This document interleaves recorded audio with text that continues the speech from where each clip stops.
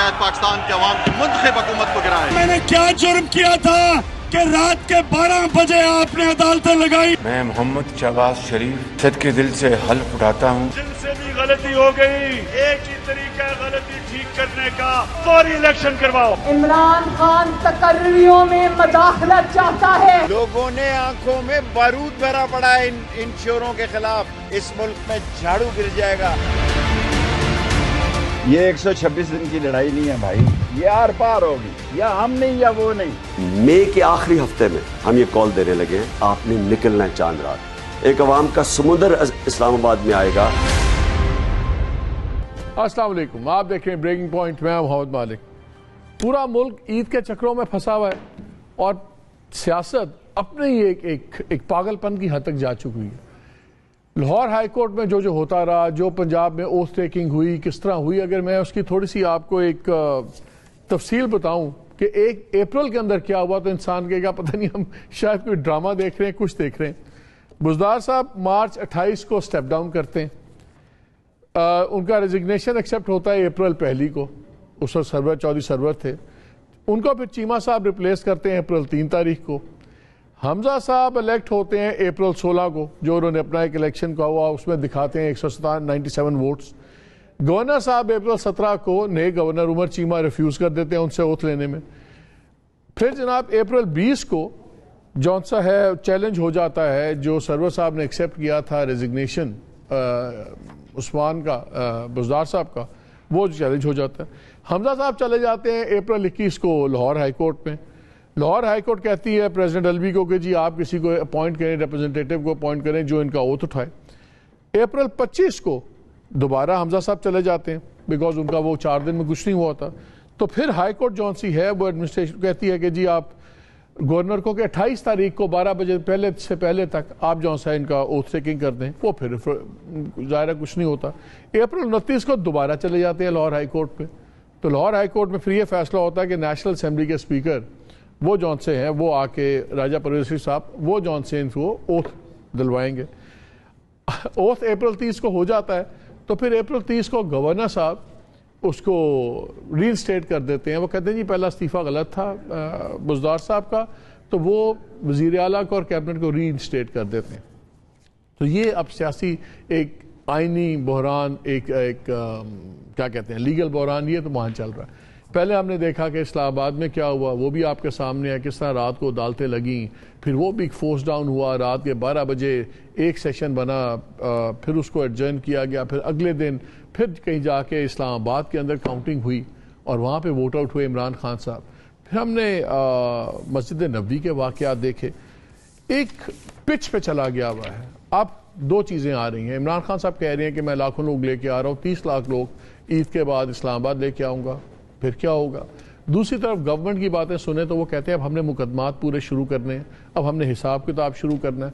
अगर इमरान खान पर उनके साथियों पे मुकदमात शुरू हो जाते हैं, चाहे वो फरा खान की ज़मीनें हैं, चाहे वो दूसरे इश्यूज़ हैं, तोशा खाना के चीज़ें हैं, ऑल दिस लाइक बहुत से केसेस बन सकते हैं। फिर उसका नतीजा क्या निकलेगा। और अगर ये सब कुछ इसी फीवरिश पिच पर जाता रहा तो क्या इसका अल्टीमेट सोल्यूशन एक जमहूरियत तो इसकी कैजुअल्टी नहीं होगी। हम बड़े ही ख़तरनाक वक्त से गुजर रहे हैं। और मैं इतना ज़रूर कहूँगा कि मुझे अब 30-35 साल हो गए जर्नलिज्म करते हुए। हमने बहुत सी गवर्नमेंट्स गिरते हुए देखी, हमने मार्शल लॉ भी लगते हुए देखे, लेकिन for the first time in my life अगर आप मुझे पूछें तो मैं दिल से परेशान हूँ, क्योंकि इतनी लोगों में डिवीज़न, इतनी आम सोसाइटी के अंदर डिवीज़न और खौफनाक दुश्मनी की हद तक डिवीज़न मैंने नहीं देखी। पहले पॉलिटिकल आर्मी और ये ड्रामे चलते थे, लेकिन कौम की तकसीम इस तरह मैंने नहीं देखी। तमाम चीज़ों पे अहाता करने की कोशिश करेंगे कि हम कहाँ जा रहे हैं, कहाँ खड़े हैं। I got a very intelligent panel with me today. Fawad Hussain, बहुत शुक्रिया आपका। हमें मज़हर अब्बास साहब ने कराची से ज्वाइन किया, बहुत शुक्रिया। और हमें आरिफ हमीद भट्टी साहब भी ज्वाइन करेंगे। Fawad, are we going towards a full fledge clash? क्या ऐसा मंजर पहले देखा है जो बन गया आज? नहीं, ये बात ठीक है आपकी। आपने जो इब्तदाई में कहा ना कि ये इस तरह की लड़ाई झगड़े सियासी तसादुम तो पहले भी होता रहा है, लेकिन ये जो माशरे के अंदर जो दरार पड़ी है और जितनी गहरी है और जितना इस वक्त नफरतों का बाजार गर्म है, ये पहले नहीं हुआ। اور انفارچونیٹلی جو زیادہ خطرناک بات یہ ہے کہ یہ جو دراڑ ہے اس کو باقاعدہ طور پر ہوا دی جا رہی ہے اور یہ مانا جا رہا ہے کہ جتنی گہری دراڑ ہوگی اتنا ہمیں زیادہ سیاسی فائدہ ہوگا. If I may add, جو مسجد نبوی میں ہوا میرا نہیں خیال تھا کہ اس کو کوئی بھی ڈیفینڈ کرنے کی کوشش کرے گا, یا خاموش رہیں گے ہم یا اس کو کرٹیسائز کریں گے, لیکن اس کو بھی ڈیفینڈ کیا جا رہا ہے. میں تو سیریسلی مطلب کہ نہ اس میں پی ٹی آئی کا تعلق ہے نہ پی ایم ایل این کا کسی کا, لیکن مجھے یاد ہے مقدمہ بنا تھا اس پہ کیپٹن صفدر پہ ان پہ بنا تھا جب انہوں نے نعرے لگائے تھے قائد اعظم کے مزار پہ. میں نے اپنے پروگرام میں کنڈیم کیا کہ بالکل بندے پہ مقدمہ کرو, کچھ جگہوں کی حرمت ہوتی. تو یہ تو رسول پاک کا روزہ ہے, سب کچھ اس پہ بھی ڈویژنز ہو گئی ہیں. دیکھیے میرے خیال میں اب دو چیزیں نا, ایک تو یہ ہوتا ہے کہ جی دیکھیں ہمارے معاشرے کی صلاح کرنی ہے اور یہ جو اس طرح کے رویے ہمیں دیکھنے کو مل رہے ہیں, کیا یہ جو دہائیوں سے ہم جس طریقے سے اس معاشرے کو چلا رہے ہیں, جو ہمارا تعلیمی نظام ہے اس سب کا فیلئر ہے, یہ تمام تر چیزیں درست ہوں گی.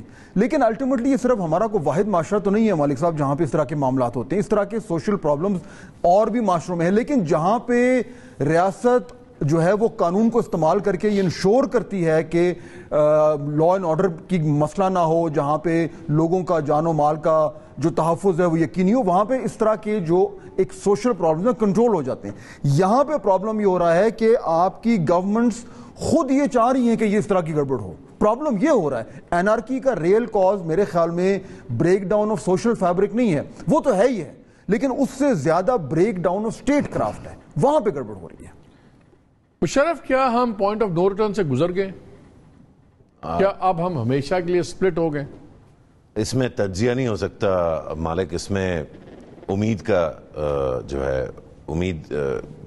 امید پر مبنی کچھ باتیں ہو سکتی ہیں, کیونکہ اگر پوائنٹ آف نو ریٹرن گزر گیا تو پھر تو کوئی بات ہی نہیں رہی. پھر تو ہمیں تیاری پکڑنی چاہیے جو شاہزین بگٹی کے سپورٹرز نے قاسم سوری کے ساتھ کیا, جو مسجد نبوی میں ہوا جس طرح سے اس کو ڈیفینڈ کیا گیا, جو پنجاب اسمبلی میں ہوا جس طرح سے اس کو ڈیفینڈ کیا جا رہا ہے اس کو, بلکہ ایک طرح سے ڈیفینڈ تو ڈیفینسو پوزیشن ہوتی ہے نا, ڈیفینڈ سے ایک مختلف نوعیت کی ایک چیز اب ہوئی ہے.